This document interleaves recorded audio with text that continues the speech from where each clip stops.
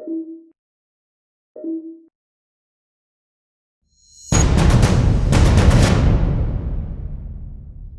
fait, j'ai créé une plateforme de formation continue Mmh. où donc sur la page d'accueil, hein, les gens peuvent aller jeter un œil. Il y a tout ce qu'on fait sur un site normal, hein, un petit peu de mes actions à l'étranger pour qu'on voit un petit peu ce que je fais. J'ai mes publications. Donc là, les publications, en cliquant dessus, par exemple, tout le monde peut y aller, hein, pas besoin d'être inscrit ou quoi que ce soit.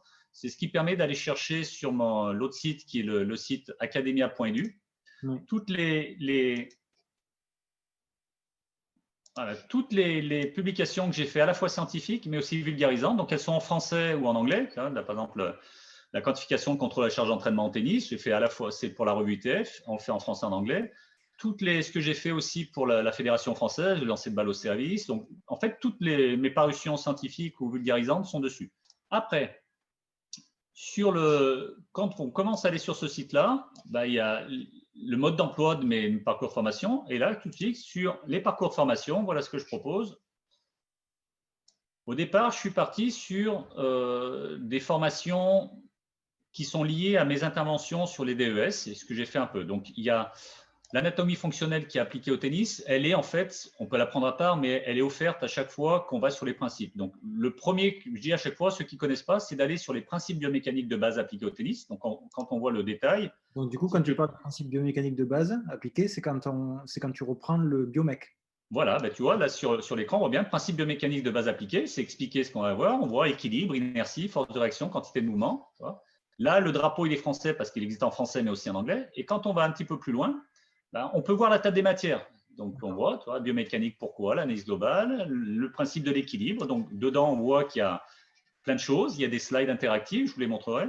Il y a des exercices physiques. Donc, pareil, beaucoup de vidéos qui permettent de comprendre le sens. Donc, de donner en fait du sens à tout ça.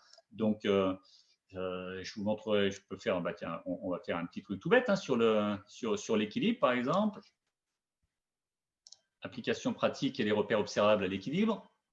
Voilà, ça, en fait, c'est l'accueil. Une fois qu'on est sur notre plateforme, une fois qu'on rentre dedans, c'est comme un livre qu'on va ouvrir et puis on va aller chercher. Donc, une fois que j'ai fait mes petites choses, voilà.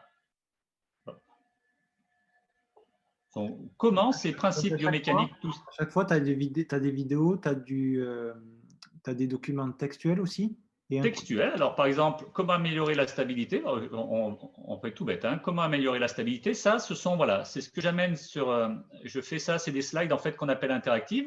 Donc, vous voyez que sur la droite, là, il y a un petit bouton. Quand on clique dessus, ça allume certaines choses. Et ça veut dire que c'est du contenu. Donc, si je vais dessus, le contenu apparaît. Donc, position verticale de la tête et du haut du corps. OK, donc ça correspond à ça. Hop, le 3, là, bah, si j'ai dessus, utilisation du bras libre.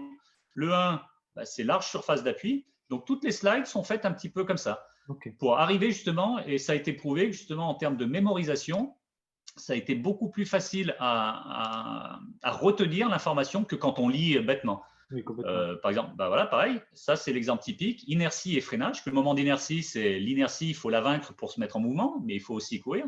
Donc quand on va cliquer sur le bonhomme, ça nous donne l'indication, ce qu'il faut aller chercher. Ça nous donne l'indication aussi, voilà, bah, plus j'ai une grande masse et que je dois freiner, plus c'est compliqué. Et que donc, il y a aussi des aspects coaching, l'entraînement excentrique qui est expliqué aussi, qui est aussi un facteur important à prendre en compte. Donc voilà, ça, ce genre de parcours-là sur les principes biomec, c'est large, hein, ça prend beaucoup de.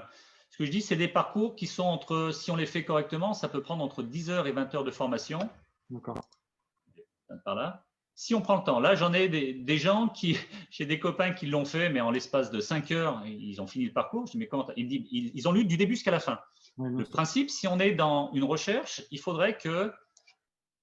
Je vais aller sur les parcours. Voilà, le fond de cours. La logique, c'est qu'à chaque module que tu fais, tu dois te poser des questions. Donc, on est sur on va aller sur les différentes étapes, modèle d'analyse du coup droit. Chaque fois que tu es là-dessus, tu dois être capable, ce que je dis à des DES, prenez une vidéo de votre joueur et par rapport aux informations que vous avez eues, OK, qu'est-ce qu'il en est? Donc là, voilà, c'est l'aspect qu'on appelle de l'analyse fonctionnelle. La préparation, ce n'est pas une forme. La préparation, l'objectif, c'est d'emmagasiner de l'énergie. Donc, quand tu emmagasines de l'énergie, tu vas le faire de différentes façons. Alors, bien sûr, là, les 8 étapes, bah oui, la sortie de la reprise d'appui, Ce qui est assez fou, c'est que par exemple, dans la méthode descriptive, on commence à parler de préparation, mais on ne la lit pas au moment de la frappe adverse. Donc, on verra que c'est peut-être le début de l'erreur à la fin, quand je frappe mon coup droit en bout de course que je rate. Elle est peut-être là, l'erreur. Elle est déjà sur la première étape de cette chose-là. Donc, voilà, il y a plein de choses comme ça en situation. Alors pareil, il y a aussi pour des petits quiz. Par exemple, l'articulation de l'épaule est la plus importante dans la génération de vitesse de raquette en coup droit, oui ou non. Et puis, si jamais vous répondez mal, il y a l'explication qui va avec. D'accord. Donc voilà, c'est très interactif. Donc, le coup droit, le service, et le dernier que j'ai mis en place, qui est sorti, c'est celui sur la biomécanique du jeu de jambes. Donc, le jeu de jambes, c'est pareil, on le conçoit différemment. Souvent, nous, c'est en dehors des coups. Or, pour moi, le jeu de jambes, c'est tout intégré. On ne devrait pas, par exemple, parler de il y a la technique gestuelle et il y a le jeu de jambes. Non, le jeu de jambes, c'est complètement, puisqu'il y a un jeu de jambes qui est la réaction, déjà, ce qu'on appelle le split step, la reprise d'appui. Elle a certaines modalités qui sont complètement différentes de celles qu'on nous a appris il y a 30 ans. Donc, il faut savoir comment on l'a fait. Il y a ensuite un déplacement qui est complètement différent en fonction de l'urgence de la situation ou pas. Je parle notamment les fameux petits pas. À chaque fois, avec les DES, j'en parle. Est-ce que c'est important? Oui, oui, oui. Et donc, à chaque fois, je leur montre maintenant des vidéos à la fois du haut niveau, mais même des fois à Tarbes, simplement à 14 ans à Tarbes, avec l'intensité du jeu. Je dis, montrez-moi les petits pas, ils sont où là? Il n'y en a aucun. C'est-à-dire que la vitesse de jeu fait que maintenant, on a du mal à faire la différence. Il n'y a plus de dissociation comme on faisait. Attitude d'attention, où on demandait de bouger sur place, reprise d'appui, replacement, attitude d'attention. Non, quand on commence à bien jouer au tennis, ça va tellement vite qu'on part, quand on a frappé, on revient, et dans le dernier appui de replacement, on est déjà en train d'engager la reprise d'appui. Donc tout ça, c'est des notions qui sont expliquées, qui sont démontrées par des vidéos. Et puis surtout, voilà, il y a le jeu de jambes à la frappe, c'est-à-dire que quand on frappe, que ce soit en ligne, on a nous cette séparation, il y a des appuis ouverts, des appuis fermés. Ça, c'est le début d'une action. Mais une fois qu'on a déclenché l'action, on s'aperçoit que plein de choses se modifient et que même pour un même appui en ligne de départ, la façon dont on va le faire n'est pas le même suivant les situations. Donc ça aussi, c'est simplement mettre le point sur, il y a différentes façons de faire. Et puis si on veut être efficace dans ce qu'on fait, on va peut-être agir sur comment le pied va être orienté, sur ce que je vais faire différemment. Donc jeu de jambes remplaçant. Et puis beaucoup d'exercices sur celui-là, sur justement arriver à comment on peut améliorer, par exemple, le pas croisé, ce qu'on appelle le pas croisé explosif. Donc, c'est. Voilà, je vais montrer, là. Ça, c'est beaucoup de choses liées à mes conférences que je fais à droite à gauche. Donc, j'ai récupéré des images et pour expliquer, voilà, d'un point de vue pratique, quelles sont les possibilités. Donc là, on voit un individu, on va dire, mais pourquoi il a un stick sur les épaules? Parce que le tennis, c'est assez spécifique. On a une raquette dans les mains, on a des épaules qui sont toujours face au jeu, alors qu'on doit faire des choses différentes en bas. Si on n'apprend pas à l'enfant très jeune à dissocier tout ça et qu'on fait des exercices avec les deux bras libres, on ne peut pas retrouver cette dissociation. Voilà, tu vois, en haut, il y a commenter. Okay, donc, quand il y a commenter, ça permet ici de pouvoir poser une question derrière par rapport à ça. Hop, tout de suite, je vais lui renvoyer. Bonne question. C'est qu'au travers de situations contraignantes. Donc, à chaque fois, il y a ce dialogue. Donc, c'est vu par lui, puisque je lui réponds, mais tous les autres apprenants ont vu qu'il y avait un post et vont pouvoir aller regarder l'information. Donc, c'est vraiment ce qui m'intéressait sur cette plateforme, c'est cette interactivité-là. Après, l'autre chose, oui, dont on avait parlé, c'est que le gros avantage aussi, c'est que ce contenu-là, il est à vie, donc ça a durée limitée, et que moi, à chaque fois que j'ai une information qui me paraît pertinente, une vidéo que j'ai créée, que je trouve bien pour, ou parce que c'est nouveau, ou que ça conforte, ou qu'on peut voir différemment, je l'intègre. Et à chaque fois, donc ceux qui ont les apprenants qui sont dessus reçoivent un mail en disant une nouvelle vidéo, chapitre, par exemple, chapitre 6, ça a été et donc ils peuvent y aller. Donc c'est en fait un outil de formation permanente. Une fois qu'on l'a, c'est une formation permanente sur ce thème donné-là. Alors le Pack Club, il était fait en direction au départ des clubs qui ont plusieurs enseignants parce qu'ils ont financièrement, ils peuvent très bien investir sur. Après, j'ai d'autres enseignants qui m'ont dit non, de toute façon, le club, je le mets de côté. Il est accessible aussi pour individuellement. J'ai eu des gens qui ont acheté directement sans même me poser la question, qui sont allés directement dessus parce qu'ils voulaient la totalité, donc les 5 formations. Et c'est vrai que ces 5 formations-là, il y a quand même 76 € d'économie dessus. Donc, c'est 33%. Si on les achète unité par unité, à la fin, on est à 225. Si on les achète par pack, donc c'est plus attractif. Et par contre, même ce pack-là, voilà, il y aura des codes promo qui seront faits pour les gens qui viennent de ta part. Il n'y a pas de problème par rapport à ça. Donc je pense que ça va vous plaire à la communauté parce que c'est des choses qui vraiment rentrent dans le vif du sujet de la technique, de la tactique, de tout ce qu'on peut entendre en formation, mais on va vraiment beaucoup plus loin en prenant en considération des expertises, comme tu peux avoir. Donc, je pense que ça sera utile. Et il serait intéressant, à l'issue de nos vidéos qui vont sortir, je pense, dans le mois de novembre, dans le mois de décembre, je pense, plutôt, parce que novembre, c'est déjà chargé. Mais dans le mois de décembre, je pense qu'on pourrait finir, à l'issue de la sortie de vidéo, par un live ensemble. Oui, moi ça me plaît, bien sûr. Et qui permettra aux personnes qui ont pu suivre toutes nos vidéos, voir si entre-temps ont été sur tes formations, puissent échanger tous ensemble sur ce domaine-là. Et je pense que ça serait hyper interactif et hyper intéressant. Voilà, mais c'est ce que, et puis pareil, j'ai envisagé en fonction du confinement, mais même une fois que le confinement sera terminé, c'est d'arriver à avoir des points justement de rencontre sur tous les apprenants.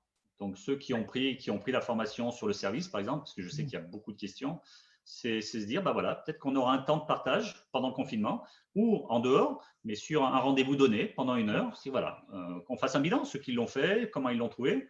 D'une part, parce que moi, ça me permettra d'avoir un feedback sur ce qui a été compris. Sur ce qui a été très positif, mais aussi peut-être sur ce qu'ils aimeraient devoir avoir. Par exemple, j'ai un Américain, tout de suite, un Américain il me l'a pris, il me dit écoute, c'est super Cyril, mais est-ce que tu auras un exercice qui compare celui qui ne sait pas faire justement avec celui qui sait faire et comment tu as réussi à… Je dis, oui, c'est logique, ça viendra après. C'est des idées de formation que j'ai après qui sont donc plus pratiques. Ça a été une demande des DES. Comment tu as réussi en 5 minutes, rien qu'en faisant ça, à modifier? Ça demande pareil, de la vidéo, ça demande à retourner sur un terrain, filmer, beaucoup de films. Là, avec le confinement, c'est compliqué. Mais voilà, toutes ces choses-là, il y aura de la demande et ça m'aidera, moi, à faire d'autres types de formations derrière, un peu plus pratiques. Mais il y aura des temps de partage et c'est mon souhait. Donc, je pense que c'est fondamental. Et si tu es amené à faire un live avant qu'on en fasse un ensemble, tu le partageras évidemment. Et je bien le sûr, partagerai évidemment bien pour sûr. qu'on puisse venir y participer. Voilà.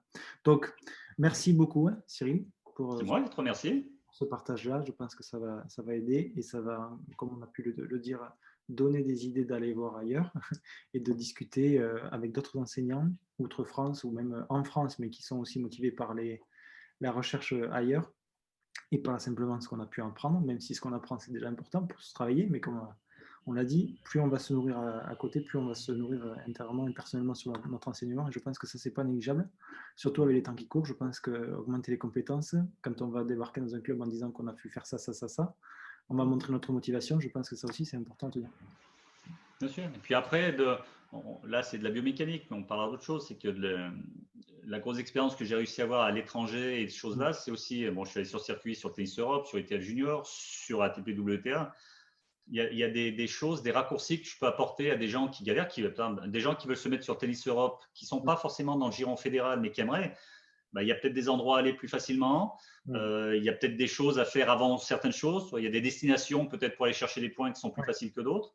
Moi, j'ai un réseau aussi d'amis qui fonctionne beaucoup là-dessus, qui utilisent les déplacements. Donc, voilà, c'est arriver à ouvrir un petit peu, à exporter un peu ça sur l'extérieur au lieu d'être franco-français. C'est voilà, quelqu'un qui a envie de tenter sa chance sur des tournois à l'étranger. Comment on peut faire? Il y a un mode d'emploi. Hein. Quand moi, la première fois, je n'étais pas au courant et on apprend. Et après, il y a des destinations, c'est plus facile. On va dire mieux accueillis. Il y a des situations, des organisations qui permettent de s'entraîner pendant une semaine plus facilement que d'autres. Voilà, donc tout ça, c'est aussi créer des groupes où on puisse peut-être partager ces expériences-là et faciliter peut-être les futures générations de coachs qui ont envie de se lancer sur le circuit à gagner du temps. Quoi. Ouais, je prends note là. Je prends note de ce que tu viens de dire. Ça peut être intéressant. Bon, merci beaucoup, Cyril. Sans prie, merci. Et à très vite pour un live ensemble. Ok.